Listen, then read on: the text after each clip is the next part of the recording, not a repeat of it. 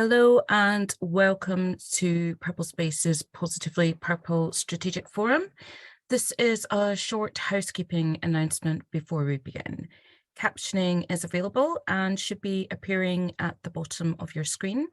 This webinar is being recorded and will be uploaded to PurpleSpace's resource library on our website, purplespace.org. We encourage you to connect with your peers in the chat throughout the meeting. And now I'm delighted to hand over to Kate. Kirsty, thank you. Hello, and welcome to today's Positively Purple Strategic Forum meeting. For those of you who don't know me, I'm Kate Nash, and I have the very great pleasure of being the founding chief executive of PurpleSpace. I'm a white woman with auburn hair with some grey flecks. I am today wearing a green dress with a purple necklace and scarf and dialing in from London. I'm joined by my colleagues Brendan, Kirsty and Sally, who are located in Spain, Scotland and Wales respectively. Now we've got a packed agenda today and we're going to be hearing from many of you, fingers crossed, through the course of the session. So let's get cracking. Firstly, I'd like to invite you to jump into the chat box and introduce yourself. So tell us who you are, tell us where you're dialing in from, and maybe give us a little preview about what your plans might be for this year's Positively Purple celebrations around the 3rd of December, as we together celebrate International Day of Persons with Disabilities, or part of Disability History Month. So you may have plans, you may not, maybe some early thinking, but either way, jump into that chat box and we will try and call out some of your comments as we go along. Now, our agenda today is fourfold. So first is to give you a quick reminder of the purpose and a word from Steffi Elms, our sponsors from Novartis. Secondly, an invitation to join the global leader to leader conversation and hear what that entails.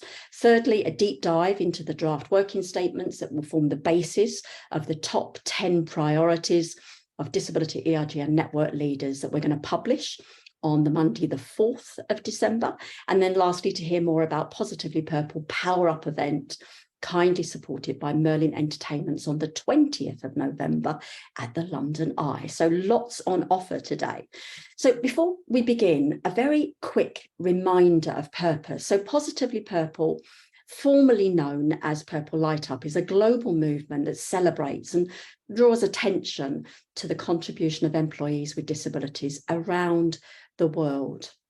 Positively Purple has been connecting disability resource groups since 2017 and building disability confidence from the inside out, driving a movement of change. And put simply, it is our community's mark of respect to the United Nations International Day of Persons with Disability, held annually on the 3rd of December. And PurpleSpace is both proud to both lead and underpin your own efforts to showcase talent and change makers across the globe. In terms of how employers choose to leverage Positively Purple, there's a few things there. So on that next slide, it can help you showcase the contribution of your own employees with disabilities. It can assist you to demonstrate the return on your organization's investment into well-resourced, well-led resource groups by sharing your plans for the year ahead, or indeed celebrating your most recent successes. And then lastly, it enables an opportunity for you to thank allies and champions, and indeed facilitates, I suppose, a moment where they too can share how they have contributed and want to contribute to build of a better working world. So a huge thanks, firstly, to our sponsors of Positively Purple 2023, Novartis. Novartis are powering our work to unite the global disability ERG community. And I'm delighted that Steffi Elms, who is Global Head of DEI for Disability, is with us today. At least I hope so. I'm going to hope the tech just springs into life. So Steffi, let's just bring you into the room for a moment. We are absolutely thrilled to be working with you. Tell us, if you can, what excites you and your colleagues at Novartis about the opportunity for culture change?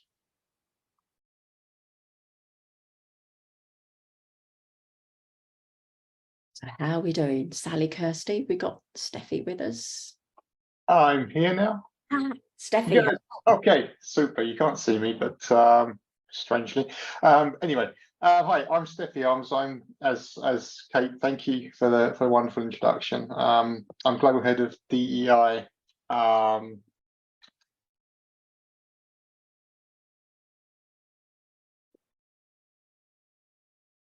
You've gone quiet. Let's just double check. Kirsty, do you want to come off mute? Just see how we can bring Steffi back in. Bear with us, folks. So Steffi's just joining. Okay. Love a bit of tech challenge. Hi, Steffi. Welcome back. Hi. Yeah, I used to work in IT, and I still can't work Zoom. Anyway. So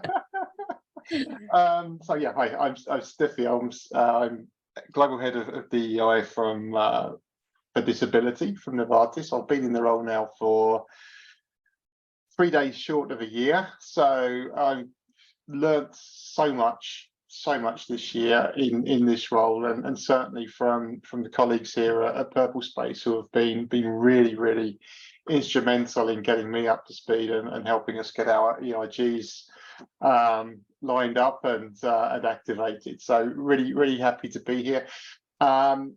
Yeah, we decided to step in and sponsor this year, and it fits in with our valuable 500 commitment that we made back in 2021, where we said we would inform, involve, and include. 3 very open words, but essentially we want to become as a firm a company that really informs about disability. We become informed from outside, so the relationship with PurpleSpace and other great partners, but we also want to inform our associates, but we also want to inform the wider world about the great contribution that people with disability make to not only our company but other companies around the world. And then we move on to involve. So we always want to involve everybody with a disability in everything we do around our DEI and our disability equity strategy. So that's really as well where the EIGs, the great work that they're doing, is helping me to stay informed as well. They're putting work on my table on a daily basis, which is absolutely great, and it really helps me to start to move the needle on disability equity in the company. And then the last part of our commitment was around inclusion, and we can't really include people with disabilities into our workspace unless we have all of these things in place that we need to do: accommodations, digital inclusion, recruitment policies, the whole thing. You know better than I do what we need to get done, and we're just really starting to execute now. So I'm in a really exciting phase of my journey with disability equity.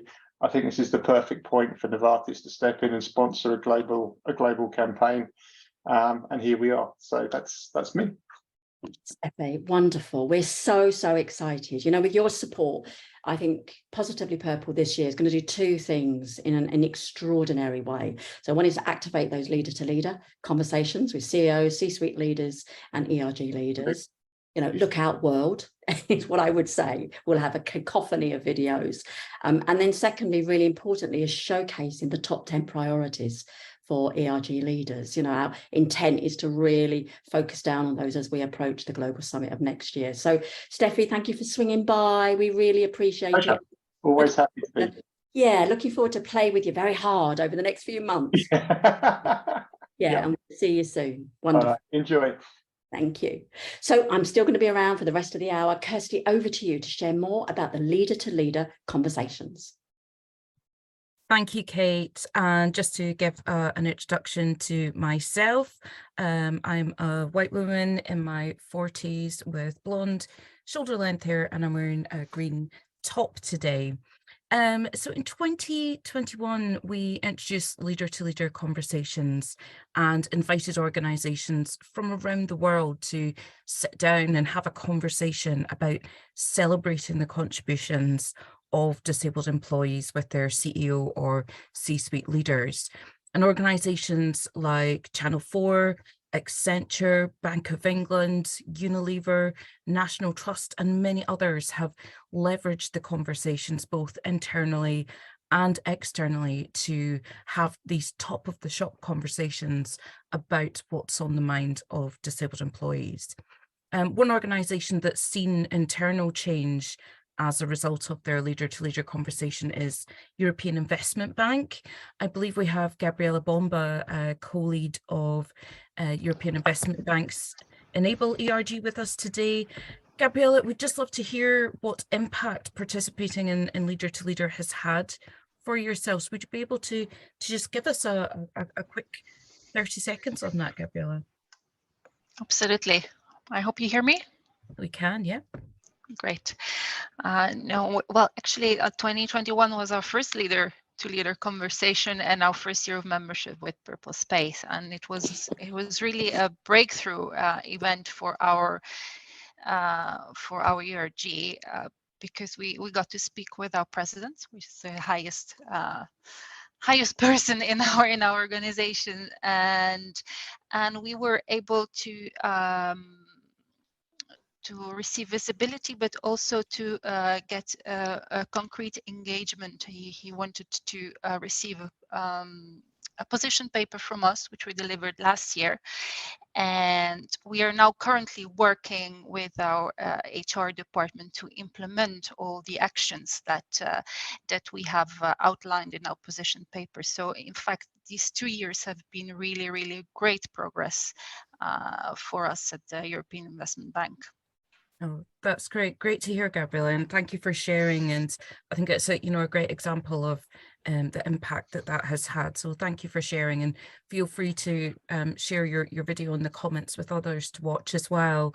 I know yours has been one of the great examples that we refer to, many of our members to. Another great example is from National Trust. Lavinia, I think you're also on the line. I don't know if you would want to maybe just pop in for 30 seconds just to share the impact you've seen as a result at National Trust, and possibly drop the link in for us as well.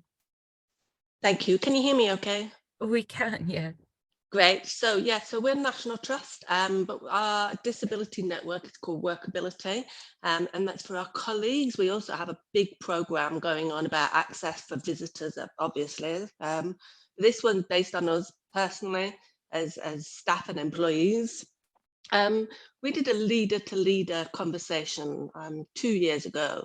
We skipped it last year, and I'm hoping to do another one this year because I think it really helps to drive out what exactly it is that we're trying to achieve here. Yeah. Our exec sponsor is she's our director of comms and marketing. But in National Trust, we also have what we call the Inclusion Council, that's literally headed up by the top person within the organisation. That's our Director General, which is the equivalent of a CEO. We meet 3 times a year and we raise grassroots level issues, and we take it up to the Inclusion Council, and we ask for change and we ask for things to be delivered. And it's really, really good way of driving culture change within the organisation. And they really genuinely are listening, and they really want to make a difference. So they're wide open to whatever we take to them really as actions, and they deliver it. That's great. Thank you, Lavinia. And as I say, you do have a great example. So please do drop that into the chat so that we can refer members to watch your video. Thank you for coming in, Lavinia. So this year we're encouraging organisations to use leader-to-leader conversations to publicly celebrate the power of positive disability ERGs and promote a global definition of confidence as a strong expectation of a positive outcome. So when we ask why promote a global definition of confidence, well, together our members employ over 1 million employees with disabilities between them. And we hear firsthand how hard it is for many of us to share information and experiences of disability, neurodivergence, and or mental ill health for our colleagues. And we're often worried that others may perceive us differently or that it will have an adverse impact on our career. So at PurpleSpace, we are on a mission to cascade this your universal definition of confidence as a strong expectation of a positive outcome. And for us, confidence is more than a feeling. It's not a personality trait. It's not a simple fact. You don't just have it or not have it. Confidence is a personal assessment of a situation that activates our motivation to do something successfully. So Positively Purple is a movement that builds community and unity and signals our strong expectation of a positive outcome in our human quest to build an accessible working world for employees with disabilities. Whilst there are many ways that your organisation can participate in Positively Purple, might be wearing pre-loved purple clothes or hosting a purple bake-off or turning your socials purple, we encourage you to get your CEO or C-suite leader to sit down for a leader-to-leader conversation and leverage the opportunity to help senior leaders understand the universal definition of confidence as a strong expectation of a positive outcome and make sure that it's in their vocabulary and objectives. So our member support pack offers practical tips on how to plan and create your leader-to-leader video. Further details on how to share your videos with us are in there, as well as the option for us to showcase on our platform. So if you'd like us to do that, the closing date would be the 15th of November. Leader to Leader is about the quality of conversation between two peers. So you don't need to have a fancy studio or equipment to record your leader to leader conversation. You can capture through Teams or Zoom online recording platforms just as easily. So you can visit our website. It's recently been updated. So purplespace.org/positivelypurple for links to our leader to leader section, including links to films from previous years. So for now, I'd like to hand back to Brendan for an overview on our work to publish the top 10 priorities of disability ERG leaders. All right, thank you, Kirsty. A quick sound check. Can you hear me okay? Yeah.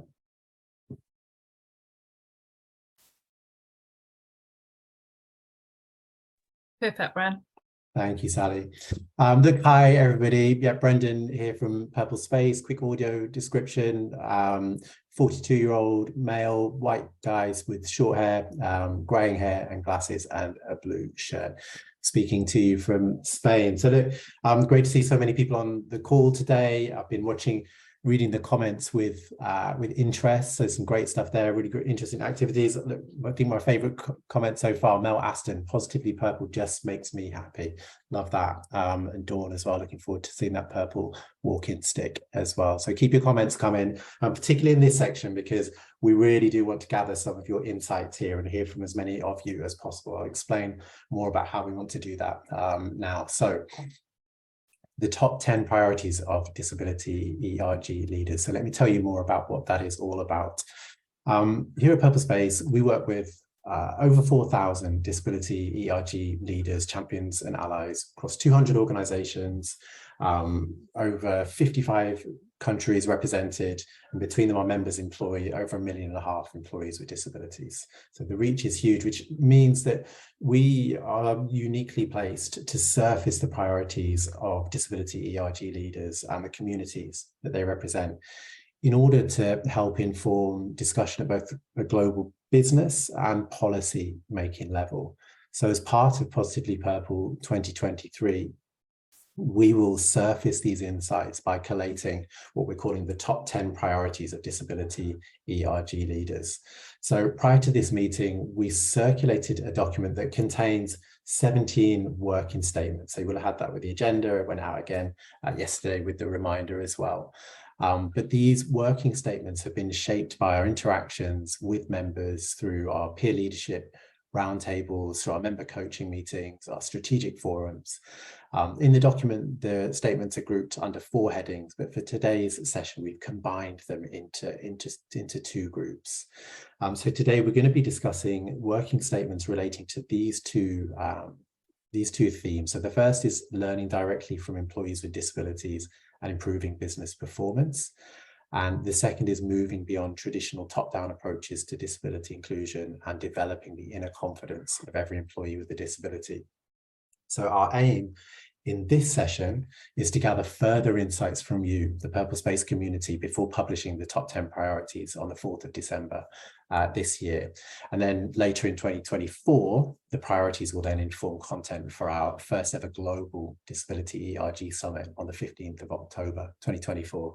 More on that anon. But look, for this session, this is how we're going to work it. We want this to be interactive. So what we're going to do is we're going to take the working statements in the two chunks that I just outlined a moment ago. So we've got about 10-15 minutes on the two groups of statements. So I'll introduce the first group of working statements. We'll spend some time discussing these, and we'll move on to the second group of statements after about 10 to 12 minutes. So there are a few ways that we want to gather your input. So the primary way that we want to do this is by using Slido. So Kirsty will have popped a link to the Slido survey in the chat that you can click on. You can use the QR code that's on the screen. You can do that by taking a photo with your mobile, or you can visit slido.com and enter the code #positivelypurple, #positivelypurple. Here you'll be able to review the working statements and indicate which of these statements most resonate to you. So look, we want to give this some proper consideration. So we're going to be going quiet for a few minutes once I've given a bit more context, but then we'll bring people into the room via the chat function and by bringing you off mute as well. So of course, we want you to respond to the statements that we're sharing, but do let us know if there's something on your mind that we haven't captured in the working statements. So I'll give a bit more context, but now is the time. Do hit the link to Slido, or do use the QR code on your screen, and we'll move to the first group of statements. I'll give a quick overview, and then we'll give you some time to really dive into these statements. So the first group of statements relate to learning directly from the experiences of employees with disabilities and improving business performance. So they're on the next slide. Now, one of the most powerful impacts that any disability ERG can have is to surface the lived experience of employees with disabilities.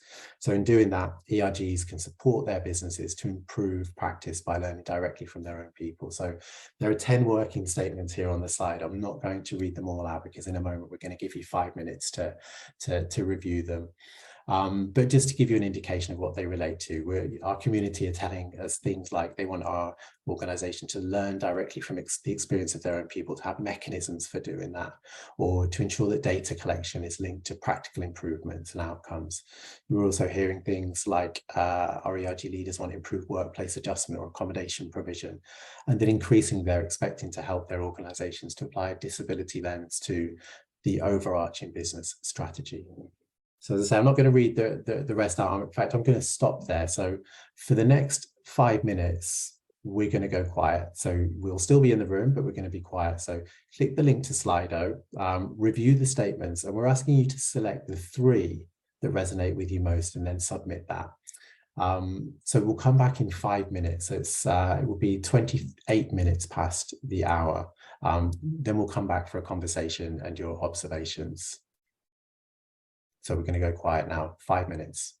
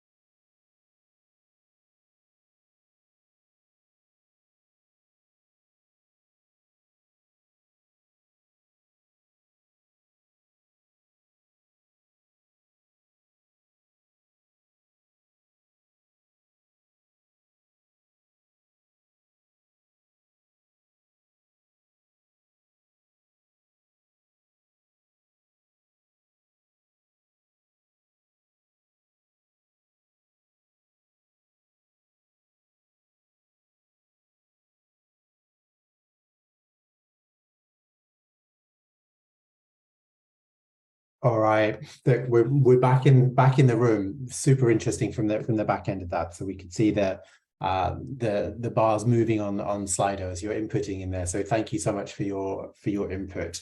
So look, would love to hear some of your responses to these statements in the chat function. So share anything that particularly resonated with you on the chat function. We've got people on the line as well that will want to give a view as well. And I think if we have Josh from the Coca-Cola company, so Josh, who heads up the Disability Inclusion Network. Josh, are you there? I know you had some thoughts on this tranche. Let's see if we can bring you off mute. Are you there, Josh?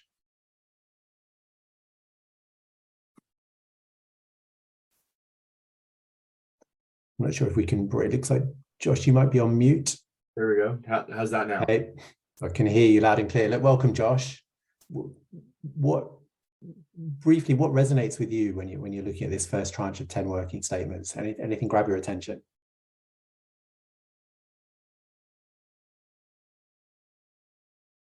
Okay, we might have lost you, Josh. Let's try this again. It looks like I got promoted to panelist here for a second. So congratulations, Josh. Yeah, what's on your mind? Yeah, thank you.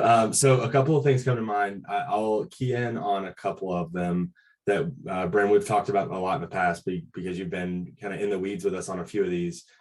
So the second and third ones really stand out because we talk a lot about data, right? So the flywheel of data is really the story that we tell internally. So we talk about how data builds the case for what we need to go get from a resource and inclusion standpoint.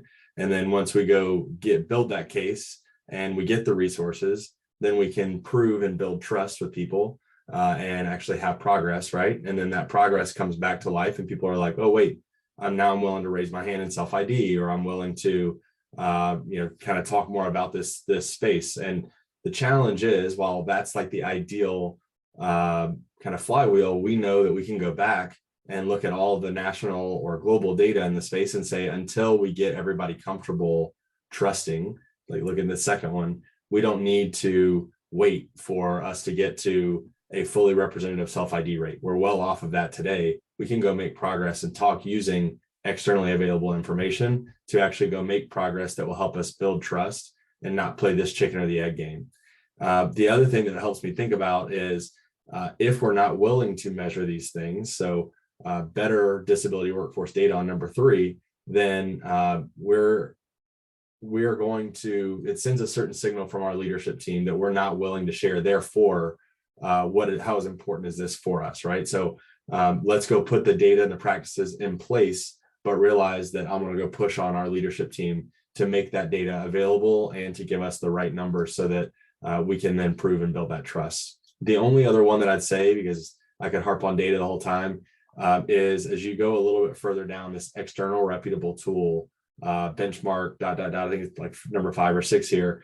We use a lot of these tools that ties back to the data point, because whether it's information with Valuable 500, whether it's our NOD survey that we do, or whether it's the work that we do with Disability In, to make sure that we are tracking from an input standpoint, and then assuming that the lag measures and the outputs are going to track along with it. So overall, the data is key, but it's the action that we're taking that's going to drive the data, and we're not waiting on people to trust us. We're going to push forward knowing that the trust will come if we're doing the right thing.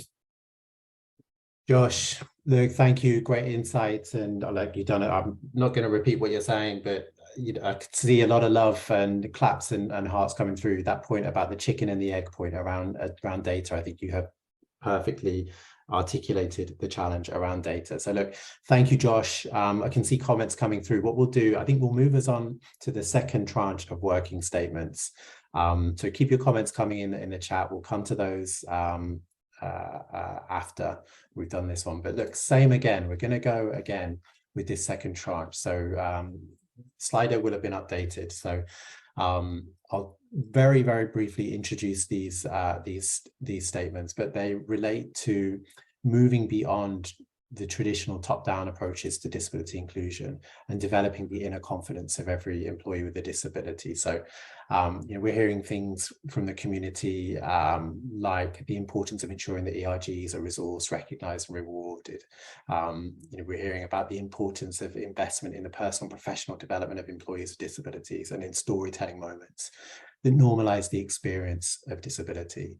So look, same again, I'll go quiet for 5 minutes. We'll come back at 38 minutes past. We'll give you 5 minutes in peace and quiet to visit these statements, review them. And again, we're looking for the 3 that resonate with you the most.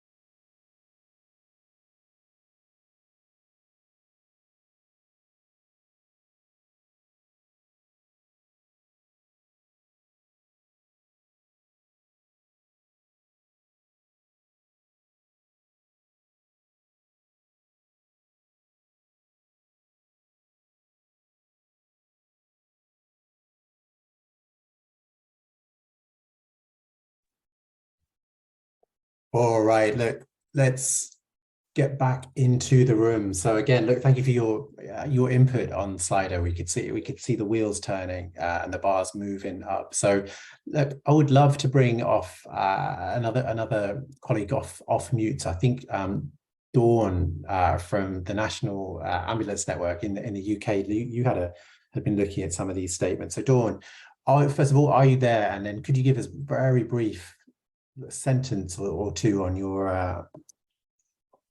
on the statements that resonate with you the most? You there, Dawn? Sure. Yeah. Can you hear me, Brendan? Can hear you loud and clear. Fantastic. Thank you. So there was a couple that I picked out here that resonate with me. So firstly was number 2, the statement about resourcing the ERG networks. So as a chair of the UK National Ambulance Disability Network, as you said, I have overview of 13 individual employee networks, and they're all at different levels of maturity and different activities. But what I have recognised is a direct correlation between the network's impact and the level of recognition and resource and support by the organisations. So that's a really important one for me. And if I could be really cheeky and just add number 6 as well, I think this is another important point around sharing stories. So sharing my own story of disability enabled me to advocate for myself, but it also helped others to be confident in seeking the support they require. And I noticed firsthand the positive impact and ripple effect that it had. So anything that we can do to encourage organisations to invest more in helping disabled staff to build that confidence and share their story, to ask for the adjustments or support that they need, has to be a priority as far as I'm concerned. Go on. Thank you. Look, yeah, thank you. And look, no worries, you can be cheeky. It's one of the hallmarks of a great ERG leader. So like that additional insight, really well, really appreciated. Thank you, Dawn. Look, we've got a bit of time. We've got about 9 minutes on this section. So I would like to bring in insights from the group. So Sally, going to turn to you. Kirsty, I'll come to you next to tell us what's on what you're seeing on the Slido. But Sally, what are you seeing in the comments? Maybe you call out a few comments. Yeah, thanks, Brendan. Lots of interesting chat going on, and lots of positive reflections around storytelling campaigns in order to make change happen, but also a caveat to that, you don't want it to always be the same individual, and there's also a risk to someone sharing their story versus their benefits, and making sure they're set up and they've got that inner confidence to be able to share their story as well. Setting metrics and setting goals is really important, and so that there's those measurements in place, but not let that stop you doing something. And the other piece for me that I think is really important is that put a disability lens on everything we do. So from a strategy, digital, economic point of view, sustainable perspective as well. So lots of different chats going on, and I can see it still moving as I'm talking as well. Great. Well, thank you, Sally, and keep the comments coming. You know, we will be diving back into these comments after we've closed the event, because you know this is insights that we will use to keep shaping these working statements. Remember, we want to get them down to 10 priorities for publishing around Positively Purple. Kirsty, to you next. That you have been monitoring the Slido across those two groups. So are you able to give us a sense of which of the 17 statements are resonating the most with the folks on the call? Yeah, absolutely. It's been fantastic just watching these and people and watching them move as people are taking part. But certainly the standout in the first question was this was a statement about establishing mechanisms to learn directly from employees and customers with disability to inform improved practice and policy. That shot to number 1 and stayed at number 1 throughout. So it's certainly something that's resonating with everybody that's on the call. Also coming in there was the statement about having visible and effective workplace adjustment services with specific timeframes and structured service levels. So I'm sure that's probably no surprise to many of us here. In terms of the second question, really sitting at the top there is this statement around investing and resource recognize and rewarding ERGs and networks, and then very closely behind that is the point that Dawn was talking about in terms of storytelling campaigns and normalizing experiences of disability. Kirsty, thank you. Yeah, great insights, really interesting. And we have a few minutes, so if people would like, if anyone would like to come off mute and share verbally any insights or anything that resonates, we can bring you off mute. See, there's a hand up. There's a couple of hands up. Right, we'll see what we can do. So I'm going to ask you to keep this succinct. So a couple of sentences max. So I can see Belinda, and then we'll bring Mel in. Be able to bring Belinda off mute.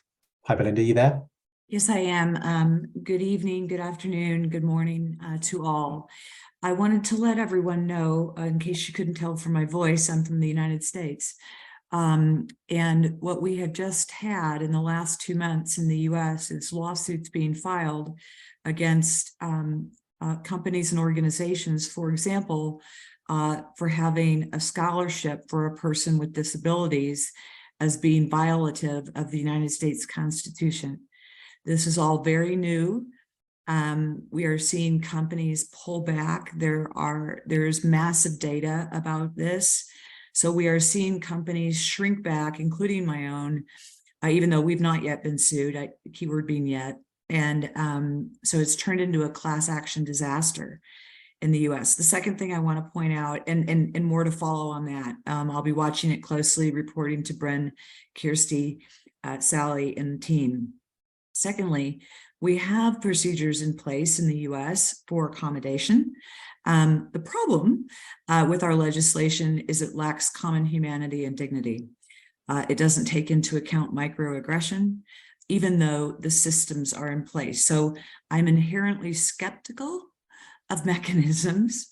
And the final thing I want to say, and I'll close with this in brevity, is I've experienced extraordinary traction in getting buy-in from our CEO and our global chairman for L2L, totally, and was ready to go with all sorts of exciting things until this wave of lawsuits has now overtaken the United States. So I'm going to pass with that, but that is why some of my responses do not mirror the popular vote, even if I wish they had. Thank you. Yeah. Belinda, look, really interesting insights, and yeah, certainly one for us to keep an eye on here, and interested, particularly those of us, Josh, others in the US as well, take that offline. Be interested to know if that's something that's impacting across your organizations as well. Look, thank you, Belinda. We have time for another quick comment as well. So I did see Mel's hand up. I still see Mel's hand up. So Mel, are you able to give us a sentence or two?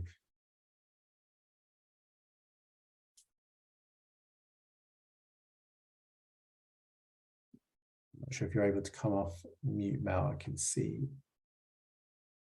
that you are on mute. Give you another second if you can. Yeah, Mel, are you there? I'm Mel's colleague, actually. Mel, at the last minute, was unable to take the call. So my name's Roger. I'm speaking to you from Milton Keynes in England on a lovely sunny day. Hi, Roger. Hello. I look at it from ASD and ADHD viewpoints. I was recently diagnosed ASD after I have 3 children, 2 of which are ASD and 1 is ADHD, and realized that their lives were seen within mine as well. And friends of mine had said to me that noticed similarities between my children and myself. So that led to me looking for a diagnosis, which then led me to the Ability Network within Compass Group, where I am now. And I think for me, whilst working within our company is fantastic and the network being there is great, I think what we're looking at in the minute is how hard it is to try and get people, whether they be physically or non-physically disabled, into the industry, and how we get them into the industry. And Compass have worked very hard at working with recruiters to try and make it easier for them to get their CVs and get on board. And then also looking at the hiring managers. And that's where we're looking at now. That's where I think the biggest training piece for us is going to be, in that once you get people's details, their CVs, their resumes on the table in front of hiring managers, it's then how we speak to hiring managers, making sure there's no bias whatsoever, and realizing that the person that's sat in front of them or on the screen in front of them, whilst they may have a label, doesn't mean they can be fantastic within your workplace. Roger, thank you for sharing that. And already you're triggering thoughts as we dive back into those working statements about the role of ERGs in supporting some of that improvement in practice in relation to recruitment. So a great shout out. And I think that we will leave it there. We will be coming back to you by our own interactions as member coaches and in other forums. But what you have given us today is an extraordinary amount of insights that will help us to further shape these statements and will feed into the publishing of the top 10 priorities of disability ERG leaders on the 4th of December. So we will summarize your feedback. We'll include it in the summary that we share after this meeting. But for now, thank you for your insights. I'm going to hand back to Kate, who is going to share a super exciting invitation to our Positively Purple Power Up event in November, which will also bring us to a close. So Kate, back to you. Wonderful, Brendan. I've been watching and listening, absolutely fascinating stuff, and what the forum is all about. It's the upstream curation of ideas and your thoughts and the things that you're seeing within your communities so that we can best deliver the downstream products and tools that you need. Wonderful stuff. So look, this year we are powering up the Positively Purple movement at the iconic London Eye in UK only this year. However, watch this space. I know you're very excited. So look, on the evening of the 20th of November this year, so it'll be a 10-day countdown to the 3rd of December, and very kindly supported by Merlin Entertainments, we're going to bring together ERG leaders with senior executive sponsors and DEI stakeholders to explore how internal intelligence on disability drives impactful ESG reporting. We're going to be offering a select number of eligible PurpleSpace members 3 complimentary exclusive places on a strictly first come, first served basis. Be very popular to join us at what is going to be the most remarkable event that we have ever held. So we're going to give you some more information about how to apply in a moment. But for the moment, I'm delighted that we are joined by Sandra Sheehan, the Merlin Entertainment's Diversity, Inclusion and Accessibility Director. Sandra, I hope you're there. Huge thanks to you and the team at Merlin. Tell us a little bit about what you're hoping we're going to achieve together with this event. Hi, Kate. Hi, everyone. Thank you for having me. Sandra calling in from Poole today. I've got shoulder length brown hair and a green jumper. I'm working from my home office.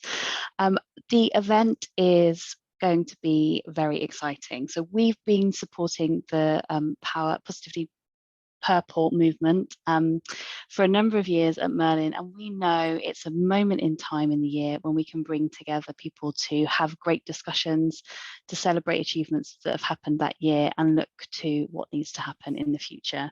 So we're really looking forward to welcoming many people to the London Eye on the 20th of November. At Merlin, we're a visitor attractions organisation and excellent at bringing people together, and looking forward to doing that on the London Eye on the 20th of November. I'm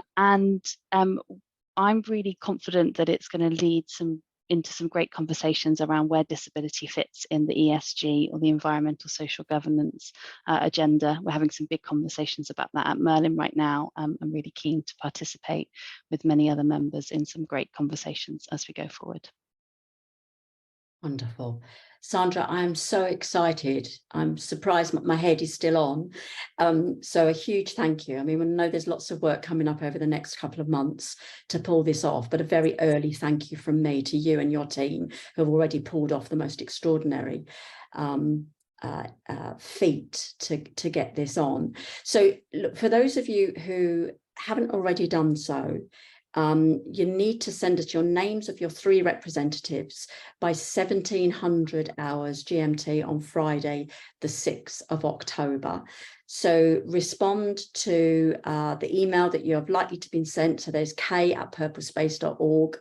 I think Kirsty's going to put the email address in the chat box. There's further information. So reach out to your member coach or reach out to your futurist strategic coach.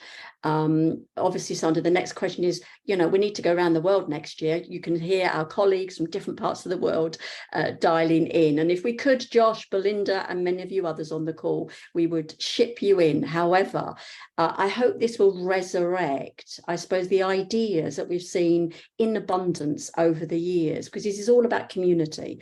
You know, we went through the pandemic, we've learnt how we can most skillfully build communities by virtual means. But this is also a moment in time to really focus down on an agenda that really, really matters around the ESG agenda. So Sandra, I'm presuming you're going to get your purple on. Pre-loved clothing is the thing. So have you been out to a thrift shop of late? Absolutely. Purple dresses. We are going to light the eye up purple as well. So all the purple we can bring. Wonderful stuff. Wonderful stuff. So, Brenda, we're moving towards a close now. Yeah. Is there anything that I've missed before I walk our delegates, our guests, through the last sort of domestic features? Anything else on your mind? Okay, look, we're nearly there. So huge thanks again for everybody's insights, contributions we've had. I think all that remains is for you to bring us to a close, Kate, and just make sure that people know where they can get the information that they need to really lean in to this year's Positively Purple. Wonderful. Great. So Kirsty, I think you've got one more slide, which I'll talk to. Thank you to the team. Thank you to all of you who have rocked up. You know, use this moment to cascade, to start to think about your plans. I know some of them will be well thought through. Some of you will just be starting. And, you know, it's about getting bang for your buck, I suppose, leveraging the activities within your organizations to best put out the messages about intent when it comes to Positively Purple. So look, so get involved. So first of all, join Leader to Leader if you can. So get emailing your chief executive or your managing director, your permanent secretary if you are in a government department, and so on and so forth. So ensure that you join what is going to be a cacophony of videos on the virtual media airwaves. And we've seen such powerful conversations in the past. And yes, it's about externalizing what you're doing, but it's also about being part of a community that is just growing and growing and growing. So make sure that you get that in your diary as soon as you can. Chief execs, as we know, get booked up first. So do MD. So get that organized. Get your pre-loved clothing going, hit the social media airwaves. There's a lot of emphasis on sustainable ways by which we can demonstrate our sense of community. You know, as I say, here today, I'm wearing a purple scarf from a thrift shop. So start to think about the cheap, easy, low cost, easy lift ways in which you can get involved. Check out our member support pack. It's chock full of juicy information and ideas about how you can get involved. Drop into the member zone. There's always somebody there to help. A very generous space. So if you ask a question or ask for ideas, you're bound to get an answer from our fantastic membership, our great community. So do that. And then lastly, as I say, reach out to your member coach or your futurist strategic coach. So if you don't know about a certain aspect of something that we've talked about and you need more information, just reach out. So we are done. Our work here is done. We are within time. Hurrah, brownie points. Look, hope to see many of you at the Eye on the 20th of November. For those of you that I won't see in person, we'll hit those social media airwaves. Kirsty has all the hashtags and it's all there in the membership pack. So whatever you're doing, I hope you get involved. And we will see you on LinkedIn, Twitter, Facebook. Who knows? It could be TikTok. I'm practicing my dance moves as we speak. Get your purple on, peeps. Let's do what Positively Purple was always designed to do, which is to build community, build unity, and share our positivity, our strong expectation of a positive narrative, irrespective of the challenges that face our lives. And Belinda so eloquently spoke to some of those. You know, they're the world over, but this is about calling out our strong expectation that the world will be designed in a way that suits us best. Have fun. See you soon. Thank you, team. Thank you, everybody, for showing up. We'll see you soon. Thanks, everybody.